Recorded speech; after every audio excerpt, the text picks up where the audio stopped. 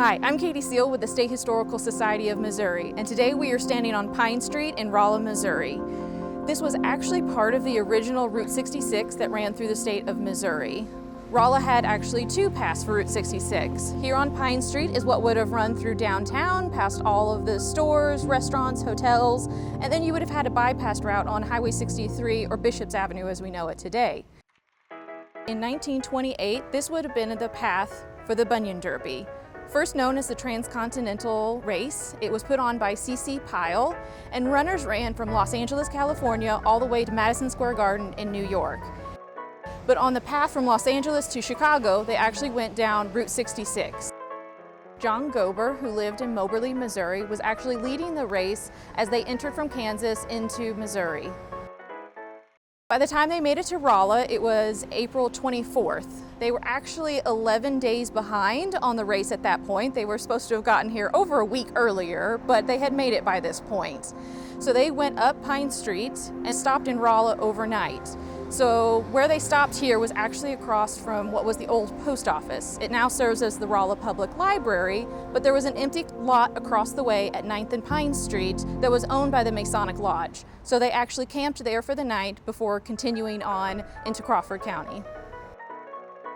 None of them looked, real haggard or exhausted. They just looked lean and fit. They were just a little bit over halfway through the race at this point. They were down from, it was about 199 racers who made it out of California, and they were down to about 75 racers at this point.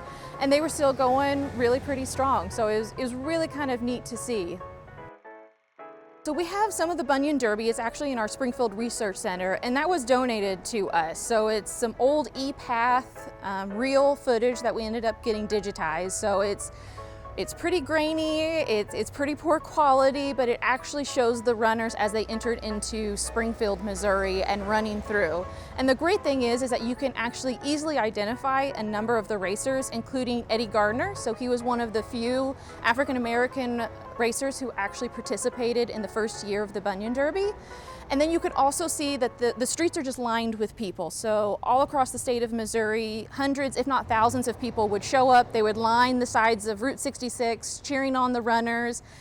You'd have sections where some of the kids would actually get out with the runners and run along with them.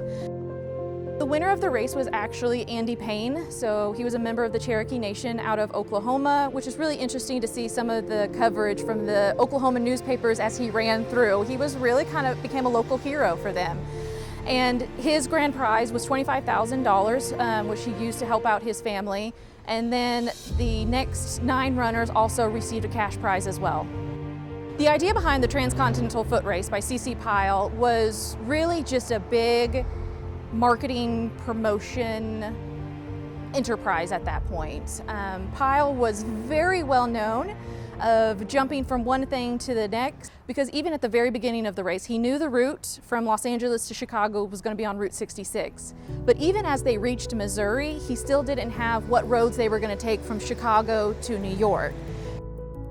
Where the runners actually stopped for the night was determined on who put up the most money as far as the town and business leaders of the town. Carthage, Missouri had actually put up, I think it was over $1,000 invested essentially ahead of time into the race, with the understandings that the racers would actually stop in Carthage, Missouri for one of the nights that they were here. Unfortunately, very quickly, just before they were coming into Missouri, Pyle changed that. It's unclear if he just wanted to go for the larger town of Joplin or if more money came forth out of Joplin, but the runners went through Carthage, they stopped in Joplin, and they ran through Carthage onto their next stop, which resulted in eggs being thrown at Pyle's car. So he had this big kind of touring car where he had just promotional signs all over it, and he did get egged as he went through the town of Carthage. One other interesting story that I came across is actually when they stopped here in Rolla for the evening, we actually have photographs at the Rolla Research Center of the town of Rosati. So that's up towards the Crawford-Phelps County line. This was a town of Italian immigrants who had come to what was then Knobview in 1898. So it's all a bunch of well over 40 Italian families at that time. And they had invited, it appears, one of the racers who was from Italy, Justus Umek, to come for the evening. I'm assuming they probably gave him dinner, maybe had some sort of entertainment. So he got kind of wined and dined the night that he was staying here in Rolla before being able to continue on with the race the next day.